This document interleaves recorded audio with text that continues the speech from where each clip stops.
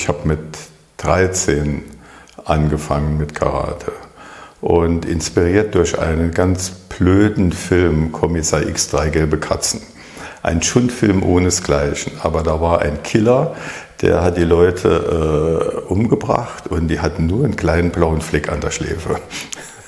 Und dann hat sich nachher herausgestellt, er hat Karate gemacht. Und das wollte ich dann unbedingt auch. Und dann habe ich das so selbst probiert. Dann gab es das erste Buch vom Albrecht Pflüger. Und danach habe ich dann versucht, mir das selber beizubringen. Das war mit eher bescheidenem Erfolg gekrönt.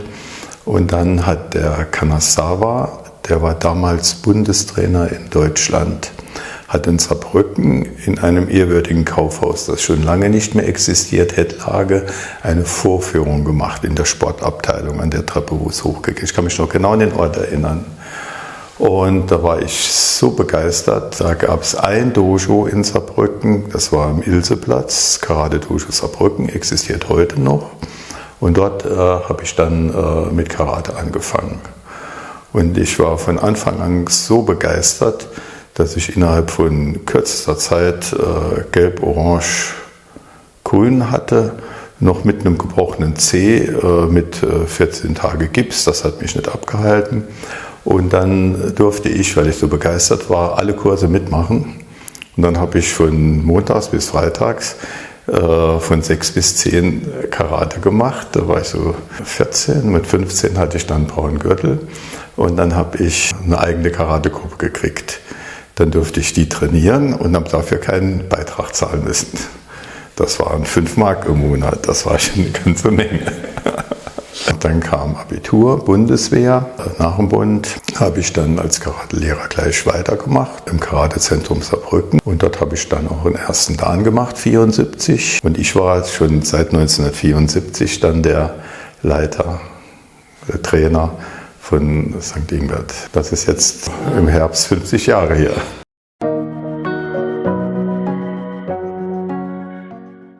Am Anfang hat man alles an Turnieren mitgemacht. Als Student war es klar, du bist bei der Hochschulmeisterschaft gestartet in Kumite und in Kata. Nachher haben wir uns ein bisschen spezialisiert mit 2 Freunden auf Kata-Mannschaft. Wir haben viel trainiert. Wir haben jeden Tag mindestens 2-mal trainiert. Wir haben jeden Tag morgens um 7 trainiert, bevor wir zur Uni gingen, und dann nachmittags um 3 oder 4, bevor das Vereinstraining dann losging. Und dann haben wir von 4 bis halb 6 trainiert und dann sind langsam die Leute eingetrudelt und dann habe ich von 6 bis 10 nochmal mit den Leuten mittrainiert. Karate, Karate, Karate. Ja. Wir haben in Bottrop mit Herrn Otschi als Hauptkampfrichter gegen seine Mannschaft den Shotokan Cup gewonnen. Und das war der Beginn einer immer noch anhaltenden Freundschaft. Das war 1976.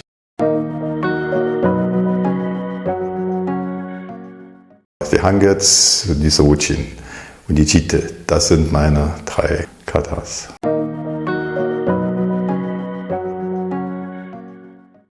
Ja, ich habe eine Zeit lang so 2 Jahre Jaido noch gemacht. Und das war sehr ähnlich zum Karate, von der Einstellung, vom Sanshin, von der Haltung. Das hat mich sehr fasziniert. Ich kann auch noch ein paar Jaido-Katas. Und dann habe ich immer vor dem Training noch eine Stunde Jaido trainiert und dann im Karate-Training.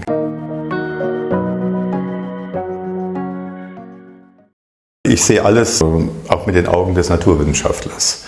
Ich sehe überall Hebel, ich sehe überall Kräfte walten, überall wirken Impulse. Und wenn man das ausnutzt, diese Impulse muss ich kompensieren, sonst drehe ich mich. Und wenn ich die dann kompensiere, dass diese Drehbewegung aufgehalten wird, finde ich meine Ruhe. Wenn ich dann einen Wurf ansetze, bin ich mit einem Arm oben, mit dem anderen Arm da und da mit dem Fuß. Ich habe einen Drehpunkt, um den ich den Gegner drehe, oder eine Rotationsachse, um den ich mich drehe oder den Gegner drehe. Auch wenn ich Kamai stehe, so bedeutet mein Kamai hat immer die Form eines Kräfteparallelogramms. Und der Tsuki, den ich dann mache, das ist die Diagonale, das ist die resultierende für alle Kräfte, die dann in diese Richtung wirken. Die Fußhaltung als Verlängerung sind Pfeile, das sind die Kraftpfeile, die wirken.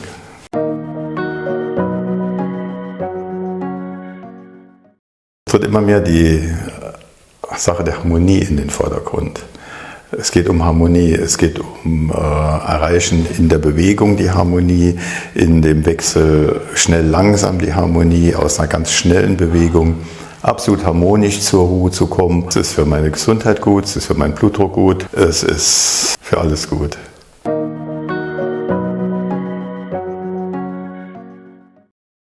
Ich trainiere jeden Tag. Gelegentlich kommt mal ein Sonntag vor, wo ich nicht trainiere. Normalerweise trainiere ich jeden Tag. Ich habe ja hier meine kleine Karateschule, wo ich genau wie die Alten früher Einzelunterricht erteile. Und ich habe einen ganz kleinen Kreis, den ich bewusst nicht größer mache. Und das ist aber dann so, dass ich jeden Tag 2-mal, 3-mal, 4-mal, manchmal, wenn es nicht anders geht, 5-mal einzelne Schüler hintereinander hier begrüße. Mit denen arbeite ich dann 1,5 Stunden und dann gehen die nochmal weg. Und wenn die dann weg sind, dann bleibe ich gerade da und mache für mich allein dann weiter.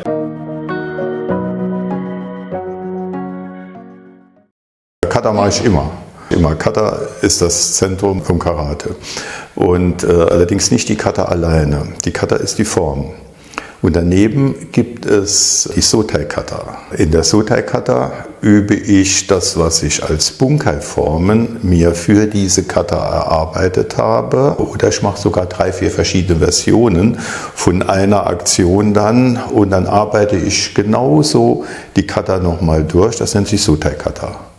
Und dann gucke ich, dass ich noch einen Partner habe, mit dem mache ich dann das, was ich dann mir so erarbeitet habe, mit Gegner, dass ich dann auch genau den Arm dort stehen habe. Und so, das ist also dieser Dreiklang, die Form der Kata, die Sotai-Kata und die Kata dann mit einem realen Partner. Ich arbeite an Bewegungen. Diese Bewegungen sind in allen Katas gleich und diese Abläufe sind in allen Katas gleich. Und dann habe ich Schwerpunkte und an diesen Schwerpunkten arbeite ich.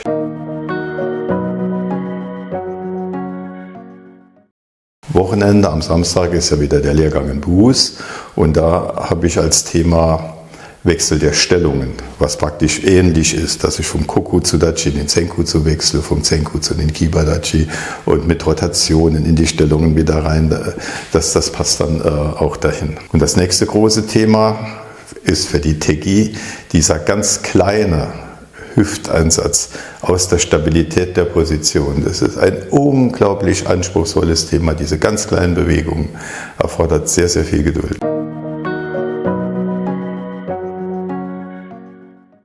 Allein das Stehenbleiben in einer festen Position und dann das kleine Bewegen der Hüfte, ohne die feste Position der Beine aufzugeben. Und jede Technik, die man macht in der Tegi mit diesem kleinen, kaum sichtbaren Hüfteinsatz.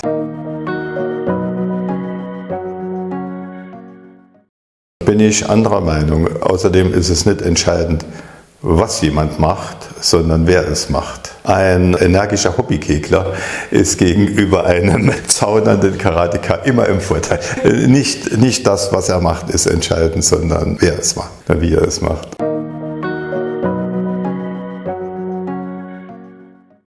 Ich mache erstens Jahrespläne, das will ich fürs ganze Jahr haben, dann habe ich Halbjahrespläne und dann nochmal so Quartalspläne von Ferien zu Ferien. In der Populärkultur werden Trainer von Kampfkünsten oft als weise ältere Herren dargestellt, die ihre Schüler mit sadistischen Trainingsmethoden quälen.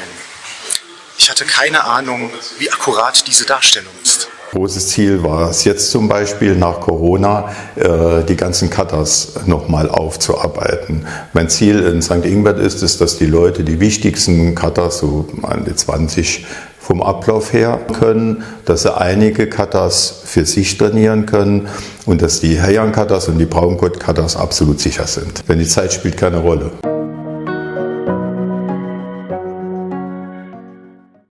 Schwerpunkt war die Hangets und Schwerpunkt war das Bunkai von der Hangets und dann muss man bestimmte Techniken erklären, dann auch die Position von hier geht hier auf Vitalpunkte, Position hier geht die Vitalpunkte am Gegner und dann habe ich dienstags und freitags mit dem Timo immer Bunkai gemacht, dann haben wir die Kata immer Bunkai-mäßig geübt und dann kam auch noch mein Freund Gottfried, mit dem ich das Grundlagentraining in Buß zusammen mache, hierher und dann ging das mit dem Bunkai in einer etwas anderen Gangart.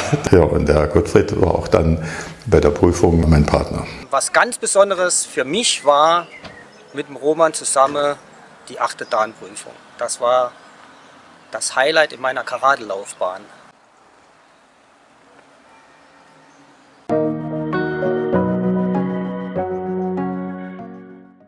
Mit dem Konzept der Harmonie. Erstens mit dem eigenen Körper, mit der Beweglichkeit in der Hüfte, mit der Beweglichkeit in den Beinen, mit der Atmung. Atmung ist ein ganz, ganz großes Thema. Normal atmen kann jeder, Bauchatmung, das ist sehr, sehr, sehr schwer. Das muss man über Jahre hinweg lernen. Denn die Bewegungen laufen nicht ohne die Bauchatmung. Und schnelle Techniken laufen mit Chemie gar nicht ohne Bauchatmung.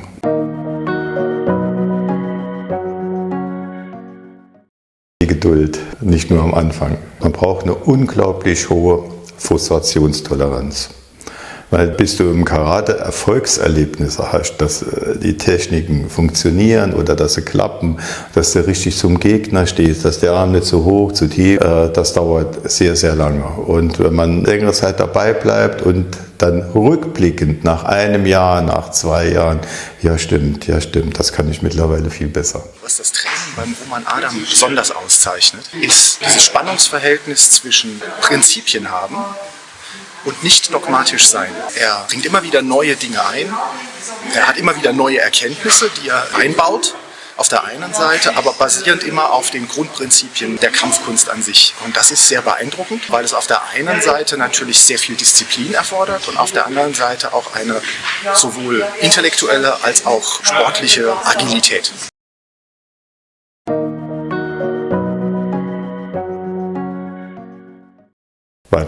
Weitermachen und sich selbst überlegen, was will ich besser können. Wenn man den ersten Dan hat, dann ist man ein Suchender nach dem Weg. Wenn man den zweiten Dan hat, ein Schüler am Anfang des Weges. Wenn man den dritten Dan hat, ein anerkannter Schüler. Und wenn man den vierten Dan hat, Vorsicht, das ist kein Lob, ist man ein technischer Experte. Das ist kein Lob, denn das impliziert, dass ich nur rein äußerlich ein bisschen was kann, aber die inneren Konzepte noch überhaupt nicht tangiert worden sind. Der Weg ist nicht lang, der Weg ist eigentlich ganz kurz. Der Weg ist ein Kreis. Ich komme immer wieder zu dem Gleichen zurück, aber vielleicht auf einem anderen Niveau. Ja, ich trainiere mit Roman schon seit 2006 und habe beobachtet, wie er sich in der Welt des Karate ganz neu ausrichtet und vor allem die Formen, die Katas im Detail anschaut, analysiert und immer weiter vorantreibt. Ich merke, wie er sich dabei auch auf die Ursprünge von diesen Katas orientiert, versucht zu verstehen, wo es herkommt, zu erklären auch uns, was das für Bedeutung hat. Das macht unglaublich Spaß.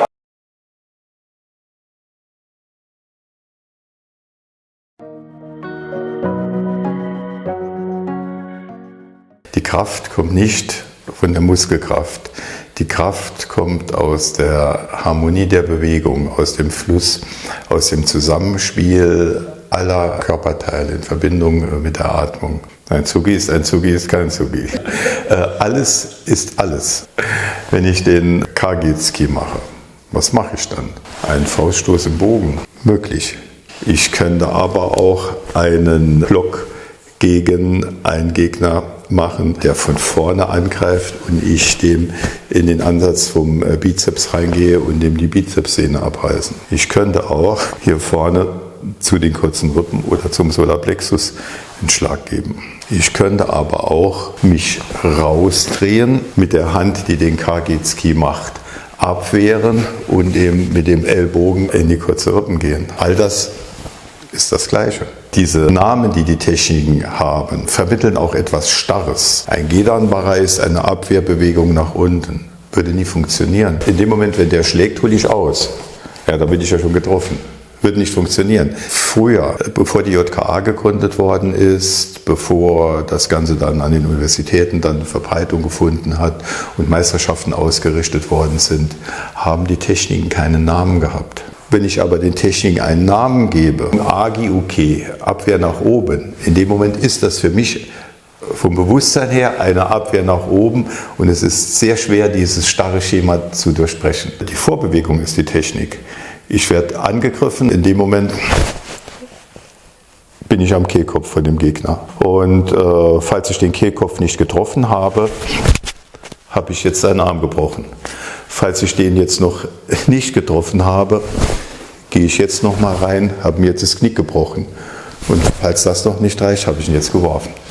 Das ist die Einheit Stoke, die in der Hirnschule dann schon vorkommt. Und das Geheimnis liegt nicht in den Endpositionen, sondern der Anfänger in der ersten Stunde, wo er macht, der kriegt gesagt, er holt aus. Aber eigentlich ist das die Abwehr und ich kontere im gleichen Moment. Sen. Es ist meine Leidenschaft. Ich sehe mich halb als Archäologe. Und das möchte ich gerne aufarbeiten. Die allerwichtigste Regel, die man jedem nur mitgeben kann, ist Geduld. Ein Musiker zum Beispiel, ein Spitzenmusiker, der ist kein Spitzenmusiker, weil er so talentiert ist, sondern weil er zu seinem Talent den Fleiß aufgebracht hat und die Geduld, das immer wieder zu üben, bis es zu einem Gefühl wird. 1980 hatte ich das erste Mal Kontakt zum Roman. Der Unterschied zwischen Roman seinem Karate und meinem war damals, da ich das Karate übers Kumite gelernt habe. Ich war also lange Jahre Wettkämpfer, ich war mal deutscher Vizemeister, Junioren-Vizemeister und kannte das Karate ja nur übers Kämpfen. Beim Roman war das Karate mehr Kata, Bunkai. Das war eine fremde Welt für mich im Karate. Das hat mich bis heute nicht mehr losgelassen.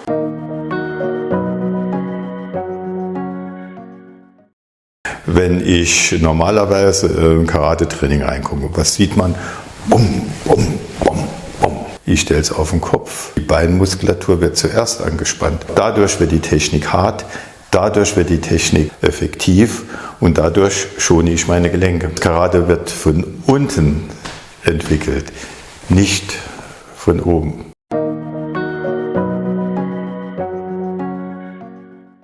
Ich möchte, dass möglichst viele mit mir noch möglichst lange gemeinsam trainieren. Ich fange ja jetzt mit diesem Yokuren-Karate an. Ich habe eine Meniskusoperation vor 30 Jahren gehabt. Ich weiß aber nicht mehr, welches Knie es war. Das war Auslöser, mein Karate umzustellen. Da habe ich dann angefangen, wie mache ich denn das richtig? Wie bewege ich mich? Genauer zu erkunden. Wir haben einige bei uns im Verein, die über 70 sind. Die großen Meister, ganz viele, wenn man deren Biografien sich anschaut, sind sehr alt geworden. Nicht nur für damalige Verhältnisse, auch für unsere Verhältnisse. Mito, so hieß es, der hat schon immer gelebt.